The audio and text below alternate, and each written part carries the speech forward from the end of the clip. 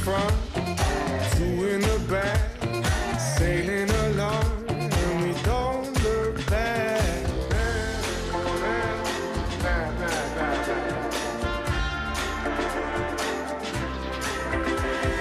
Time flies by in the yellow and green. Stick around and you'll see what I mean. There's a mountain top that I'm dreaming of. Hello everybody, good evening and welcome into DogZone. On tonight's show, we look forward to the first Group 1 of the season. The Wanganui Cup takes place on Friday evening, and we also have the Group 2 Wanganui Stayers Cup on the same night. So Friday night is going to be an absolute ripper. Joining us on the show as usual is Mr. Mark Rozanowski. Rozo, as we head to you, Group 1 and Group 2 action in your neighbourhood. Friday night's going to be a ripper.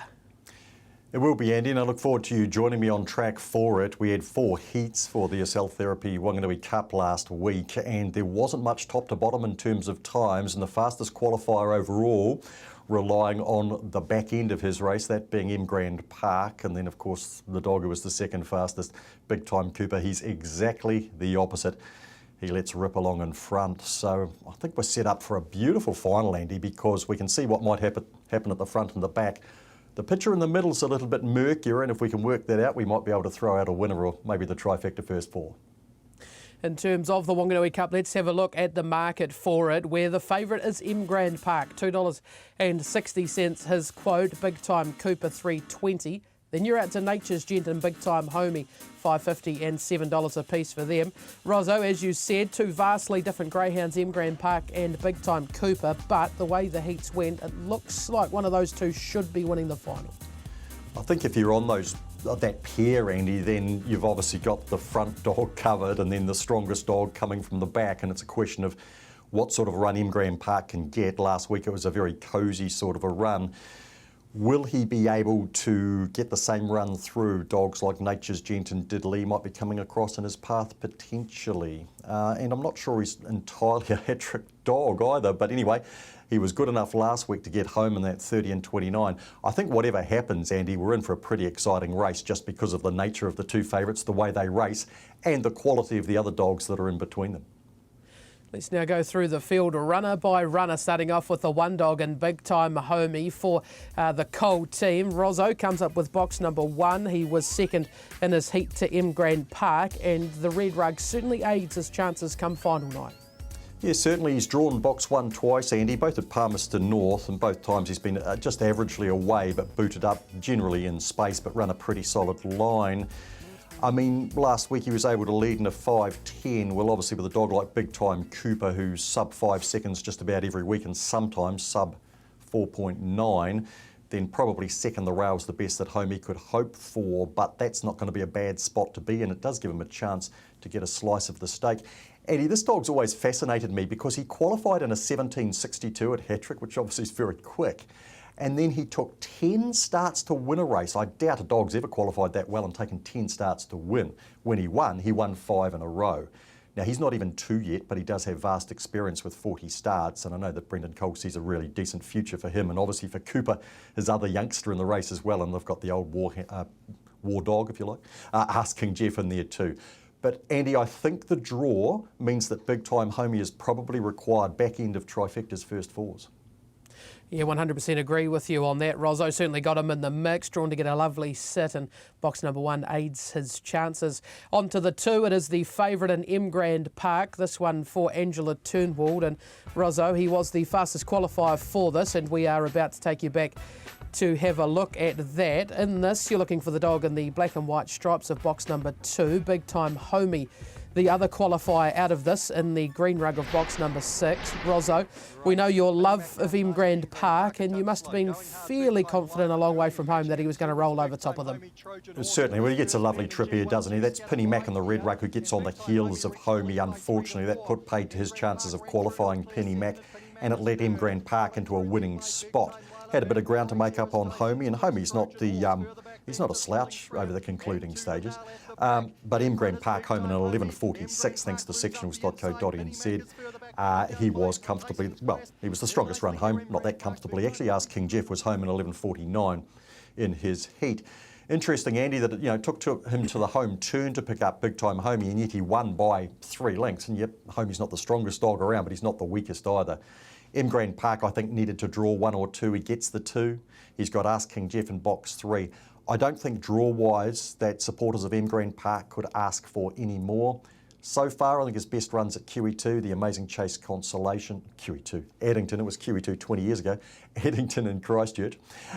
With the Amazing Chase Consolation and a heat of the South Island Championship. And I'm not sure about him at Hattrick in the long term, but Andy, you've got to say, he probably isn't going to get a better chance to win a Group 1 at Hattrick than what he gets on Friday night.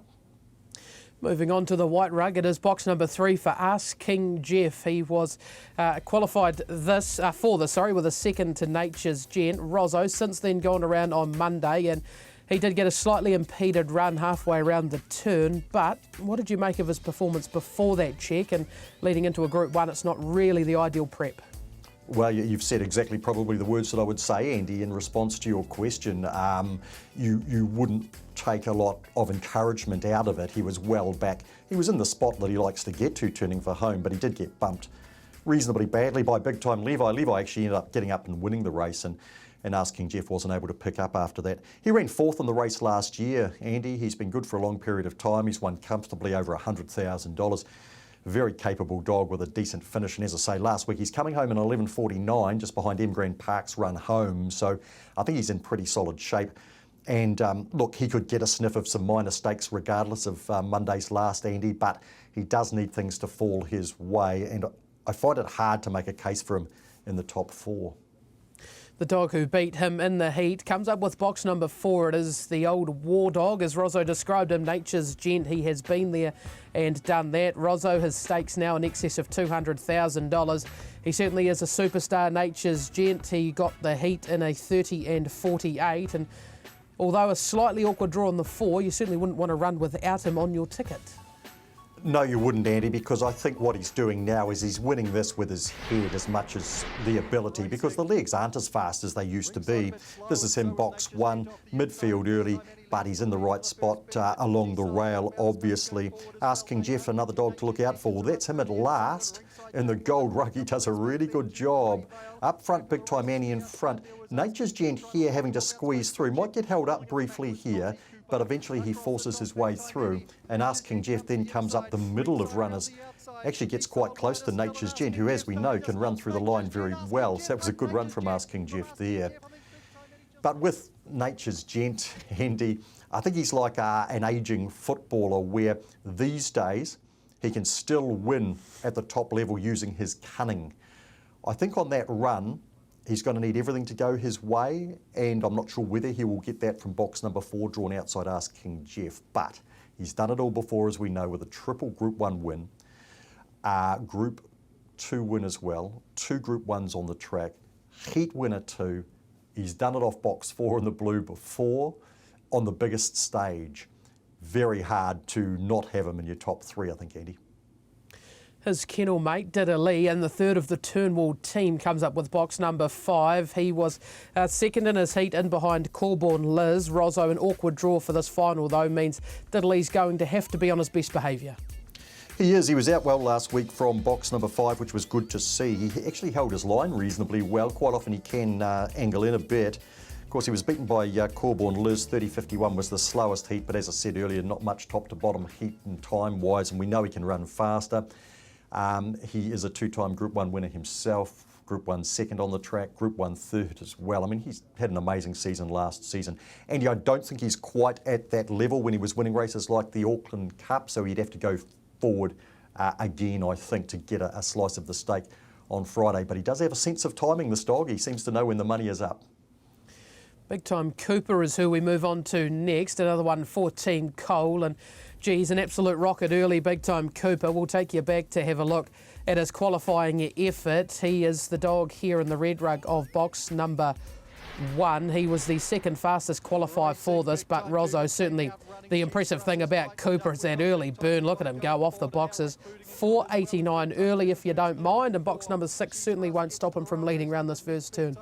No, exactly right, Andy, because he's so far superior with that early speed. 4.89, as you say, he's run a 4.88, he's run low 90s reasonably regularly, just about always under 5 seconds, which other dogs generally can't match. Corborn Liz was 5.01 in her heat, but you can see he just staggers a bit at the end, but he still has enough to get through, and he's been able to do that over 520 metres, although he can only get home in slightly better than 12 seconds. It's been enough if he's got a big enough hole on them. He'll need a big margin on dogs like M Grand Park, obviously. Dogs like Ask King Jeff, Nature's Gent too. He's going to need to be well clear of those, but with that early burn he can be. Doesn't matter what he draws. Only blemish lately was when he missed the start slightly in the Group 2 at Cambridge and he had to work too hard to get to the lead, got swamped up the long straight. Again, I can't see how you could take a trifecta first four without him, because he'll put himself up front, out of trouble, and he may just be able to hold on. Our Rick got close to him there, Andy, and that was a mighty fine effort, and our Rick's come up with box number 7.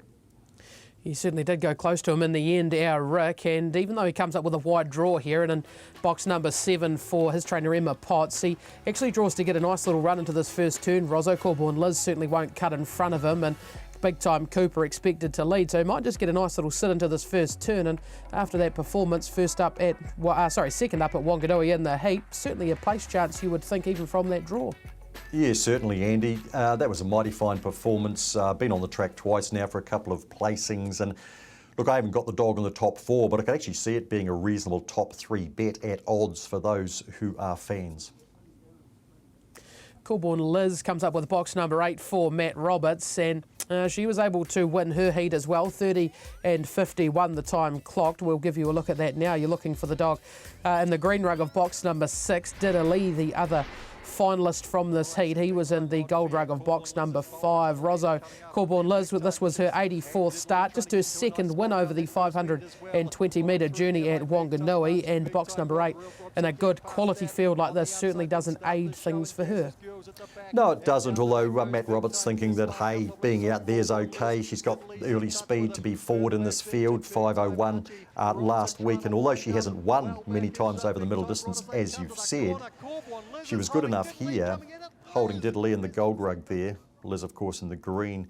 And look, if there's a bit of trouble in the middle, which often there is, obviously, in Group 1 competitive finals, Andy, then she might be a chance of snagging a place. I can't put her in because she's not going to lead the race almost certainly. Having said that, she didn't lead that either. Not so long ago, she ran second to Big Time Lila. She ran 30.27 earlier in her career. She's run some really competitive races, 5.20, Andy.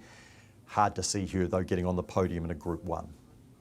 In terms of selections, now that we have been through them, I did mark them down 2, 6, 4 and 1. I'm with M Grand Park on top. I can see him getting a nice enough sit into the first turn, and if he's camped on Cooper, then obviously he's the one to beat. Cooper you need on your ticket with that exceptional early speed that he does have. And behind them, Nature's Gent and Big Time Home. He found it hard to sort of decide between the two of them, but went in that order. So 2, 6, 4 and 1 for me. And Rosso, I'm guessing you've got your love child on top in M Grand Park. Where are you going in behind him? Indeed, Andy. Have to go with M Grand Park after being obviously keen on him leading into the heat and now coming up with a decent draw in the final. But it may not be an easy watch, having said that, because of his lack of early pace. But look, we got the same numbers, Andy. 2, 6, 4 and 1 going the same in the Wanganui Cup. We are now lucky enough to be joined on the phone by Emma Potts. Emma, firstly, thank you very much for joining us here tonight on DogZone. How does it feel having your first Group 1 runner in on Friday evening? A bit unreal, to be honest. I mean, I only really took them down there to have a go, and I didn't expect to qualify. More so, I probably thought I'd qualify with to the nail over Elric, you know, but Elric being a bit more inexperienced and stuff. But yeah, no, it's a buzz. Emma, Mark Rosanowski here, just talking about that run last week. He actually got very close to winning the race over Big Time Cooper, who is the second favourite for the final now. So just what did you make of Elric's run off number 2 in the black and white?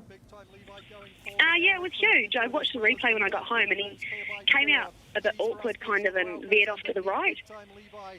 He hasn't been on the track for a while, but no, I was stoked. It was a strong run from him, and he's, you know, had little holidays here and there and hasn't been racing very much, but You know, I was really proud of him. And Emma, how well has he come through the run? Well, it's funny. He was a bit depressed before we left for Wanganui, and since coming back from Wanganui, he's a box of birds. He's a completely different dog. It's like he really needed the trip. He's come through it really well. What do you make of box number 7 in the final? You are at least drawn outside Big Time Cooper, who naturally looks the early pace. I was a bit disappointed at first. I don't seem to get much luck with box draws and finals, but he was on the outside of Cooper last Friday, and I think how fast Cooper is out helped him get that nice run into the bend. So fingers crossed the same thing happens. Cooper comes out flying like he does, and Rick can kind of just follow him around the first bend, and yeah, he'll be a lot stronger, I'd say, from last week. So, yeah. Emma, he's at $26, and I think for any fans of our Rick, certainly the top 3 money, can you encourage people to perhaps have a long odds bet each way? Yeah, I would. He's, I think he's a little bit underrated. I've had him for, I'd say, 20 starts, and only once has he ran out of the money for me. So, yeah, I'd have a go at that price. It's a remarkable record. Look, just on the subject of Big Time Cooper, co-owned by your father, Tony Potts, what's it going to be like racing up against your dad? Dad's been in heaps of great ones and he's never managed to steal one, but the competition's definitely there. He said he was cheering for me, but I doubt that very much. What sort of an influence have your parents been on you? And can you tell us just a wee bit about your background for people who aren't familiar with Emma Potts? Yeah, huge. I mean, Dad's the reason I got into it. He decided to come out to Auckland one day and met Steve and, yeah, got his first dog. I think he bought it off Karen and it started from there. And ever since then, I've had jobs with trainers and tried to get out of it, can't get out of it. I think I've got the bug now. And they've been huge, like, with me moving out on my own and stuff. And, I mean, they only moved so I could do this for me. And, you know, they've been real accommodating and stuff, you know, letting me get more dogs and... Yeah, they've been huge help. Well, Emma, things are happening very quickly for you, and we look forward to seeing you on Friday night, and we wish you all the very best with our Rick. Thank you so much. Thanks. It's now time to move on to the other feature on Friday evening, the running of the Group 2 Wanganui Stayers Cup. And here's a look at the final field market for it, where the favourite and a warm one at that is Perfect Result, $1.45. And Rozzo, with the form he's in and his win in the heat, fastest of the day, gee, looks awfully tough to beat. But the $1.45, gee, short enough.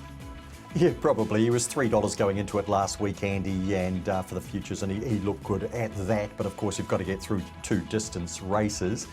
He's been the fastest qualifier, comfortably won his heat by nearly 10 lengths and 0.2 of a second faster than Big Time Chloe. She's at 9.50 there. Apawa June could be improved at 6.50, but probably short enough there too. Andy, having a look at this particular performance from Perfect Result, 45 and 30. Lady Jellybean leading in the red. So taking the good option there was Perfect Result in the pink and dropping across to the rail.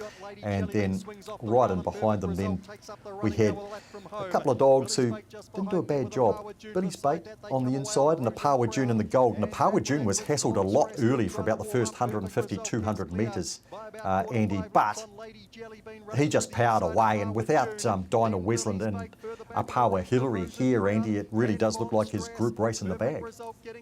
Certainly does, and he's got early speed as well, puts himself into contention from an early stage of the race, and gee, he's got the job done there by just over 9 lengths, so any repeat of that effort and he looks hard to beat. Heat number 2 was taken out by the Mark Goodyear prepared runner in Big Time Chloe. You're looking for the dog here in the pink rug of box number 8. And Rozzo, what a night it was for Mark. Big Time Chloe obviously been a good stayer for him. Made the silver collar, of course, amongst other features. But the Bean making her way through to the final as well. So I'm certain he's looking forward to Friday evening.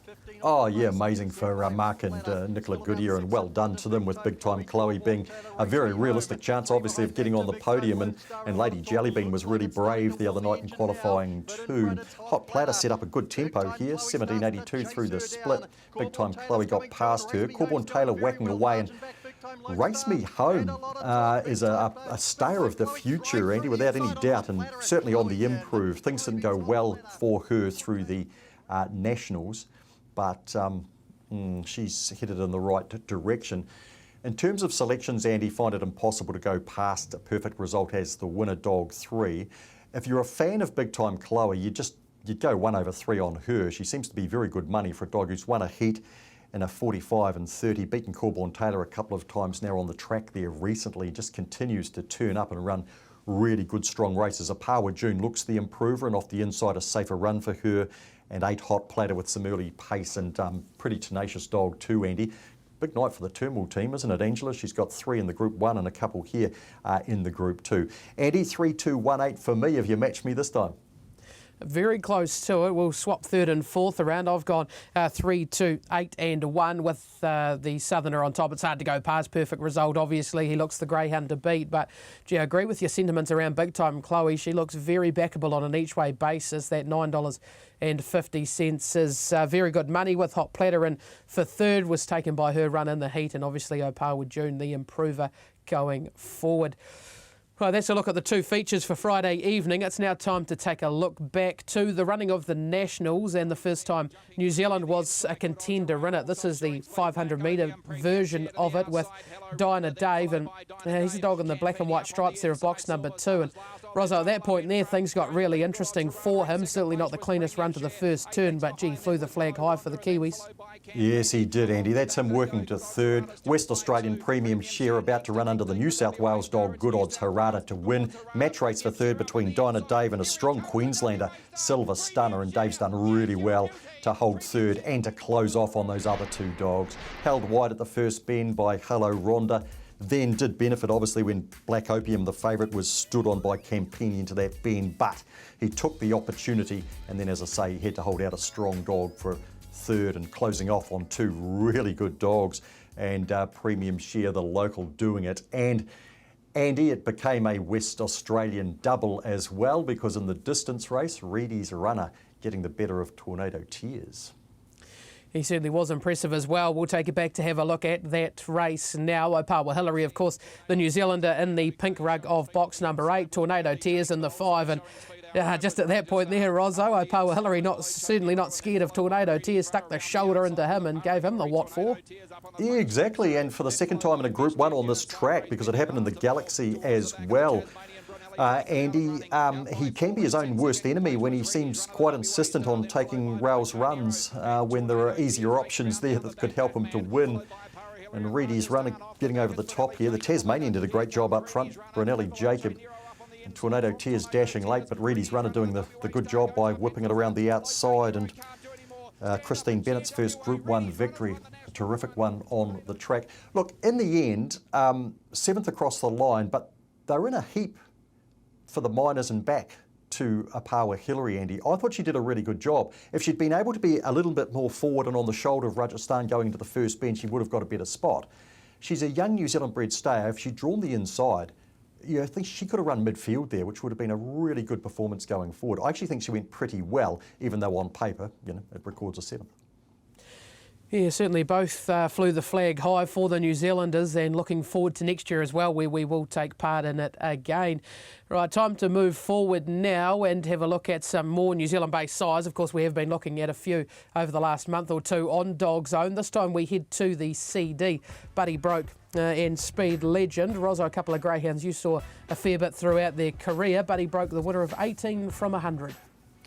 Yes, and a very good stayer, Andy, and he won the Teresa McDonald Memorial at Group 2 level at Cambridge. He was second in the Group 1 Wanganui distance on his home track, and he ran second a couple of times in the Nancy Cobain. This is him winning the 2012 Team McDonald. He's in the gold rug of box 5. Now, guess who that is out the back? That's Swift Fantasy. It was her first run for months. She does run on into 4th. But he's beating some good stayers here, the likes of Mr. Chino second, Opawa I ran 3rd, Bonnie Boucher. She was a Group 1 winning stayer as well. So Buddy Broke, a good week to look at him, Andy, because he's the sire of Race Me Home, who's in a Group 2 final, and the sire of Buddy Loaded and Funzalo, who have both won during the week as well. Buddy Broke's only had the 3 litters, and look, I know that there is another bitch very well related, a assisted to Nighthawk Rose that's going to go to him, so he's going to get another opportunity. But there are straws available, Andy, for Buddy Broke, and the fee is negotiable if anyone wants to contact Bill Hodgson, and what you will get is some strength into your breeding. Speaking of the stud dogs, also Speed Legend that Bill stands. He was a phenomenal dog, to be fair to him. The winner of 20 from 89, but Rozzo, some of his times he was able to clock a 29 and 46 at Wanganui. I think he's probably one of those greyhounds who gets forgotten a little bit. Gee, he was well named. He was a Speed Legend. Oh, absolutely, Andy. And if it wasn't for an injury where he slipped under the running rail at Wanganui, his record would look even better. Twice runner-up in Group 1's Wanganui Cup and Breeders, so good that we're talking about him this week. Second in that Wanganui Cup, and fourth in Pawa Swedes New Zealand Cup as well. It was a top field. 29.46 at Hattrick, Little Mother 29.28, obviously untouched there, but one of the fastest ever times around that track. And 25.71 at the Manawa 2, and he was the fastest in that whole season. Again, I think 3 litters by Speed Legend around, and probably only going to be used by Bill. But if anybody is interested, here's a dog, again, like you say, it's very easy to forget just how fast he was, Speed Legend. Fee negotiable on him too, if somebody does want to use Speed Legend. He certainly was a good dog, no doubt about that. Well, that's about all we have time for here on DogZone. We're about to go on a little bit of a break. We'll be back on the 25th of September, just in time to get the Waterloo Cup in on the show, Rozzo. So, a well-earned break. But before we go, obviously some big news coming out of Greyhound Racing New Zealand yesterday. The visa import fee that was due to come in has been axed. Yes, it has, Andy. They've put it on the back burner, and they might revisit it early next year. Paul Freeman did front the racing board and obviously got a few trainers on board, got some signatures, and asked some pertinent questions which need to be answered. And well done to the Greyhound Racing New Zealand board for looking at that and saying, yes, we need some more due diligence on this, and we can revisit it further down the track. Obviously, there'll be some people who will be disappointed by it because they wanted it to come in, Andy, but it seems by and large that most trainers who make their living out of the sport didn't.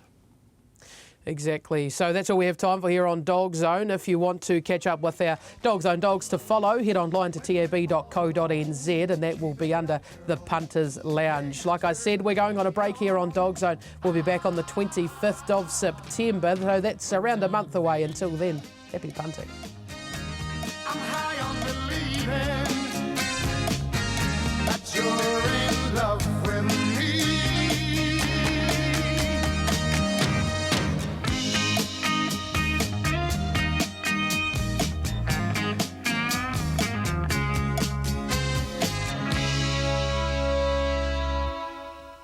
All the good love when we're all alone.